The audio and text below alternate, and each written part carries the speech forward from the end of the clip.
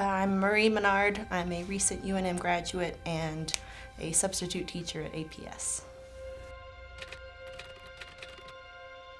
Last December, my roommate and my house got broken into, and for me it started with a phone call. I was on the plane going to visit some family for the holidays, and I was about to turn off my phone when I received a phone call from my roommate explaining what happened to the house.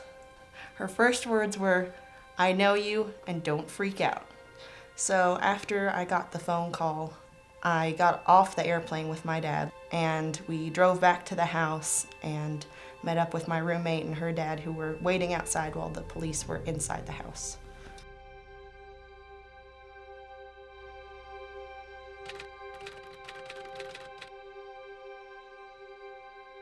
She said that she had come home from a final that morning and our cat was in the driveway, which he is an indoor cat, so that should not have been possible. So she went to pick up the cat and the gate to the backyard was open. She noticed that, and so she went through the gate and noticed that the kitchen window was open and the screen was laying on the ground, so she called the police.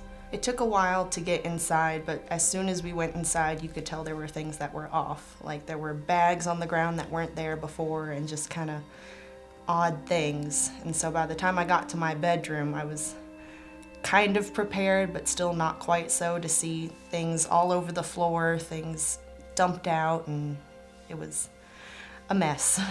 We noticed that our Xbox and PlayStations and all the games and controllers were all gone, so a lot of personal things for us, and my roommate's laptop and camera and things were gone as well. So I couldn't stay in the house and I didn't want to look at my room or deal with my room, so I went ahead and got on a plane to Nashville that day and left.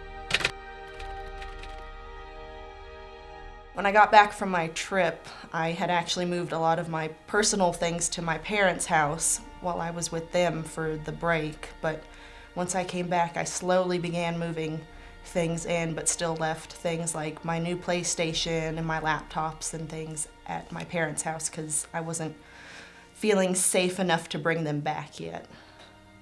For the first few nights, I would lock my door, my bedroom door, which I never did before because I never felt the need to, but I just wanted an extra sense of security. And I had my scissors on my bedstand next to my bed just in case I needed to grab them and I didn't want to have to run across my room to get them. Our cat who was out in the driveway seemed fine because he likes being outside. He didn't seem to freak him out too much. Our other cat we couldn't find, and he was gone for pretty much the entire day until he was finally found hiding in the back of our couch, that he had crawled back there and was just terrified, and he's still kind of freaked out. And then our dog was freaking out and barking and just shaking more than she usually does. So pretty quickly we started talking about what we could do to make it safe, and a few days after that we had gotten rods in the window so the window couldn't be slid open as easily. We put a lock on our back gate so people can't just walk in, but our big thing was getting a security camera, which we put up by that kitchen window, and we get notifications whenever there's any movement out there so we can look on our phones and see if it's a person or just an animal.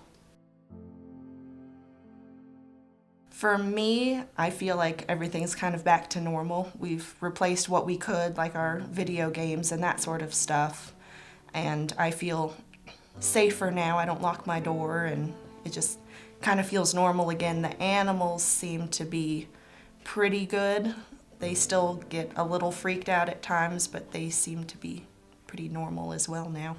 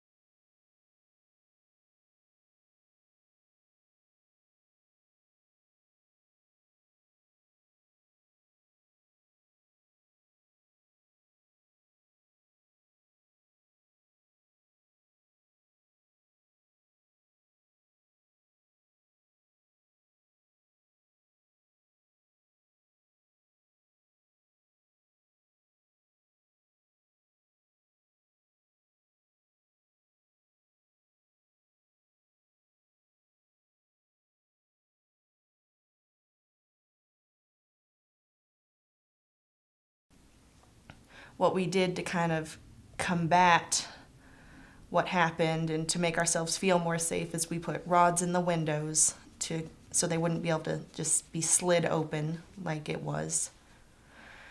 And we put a lock on the gate to our backyard so it couldn't just be opened. And then we also installed a security camera by that kitchen window.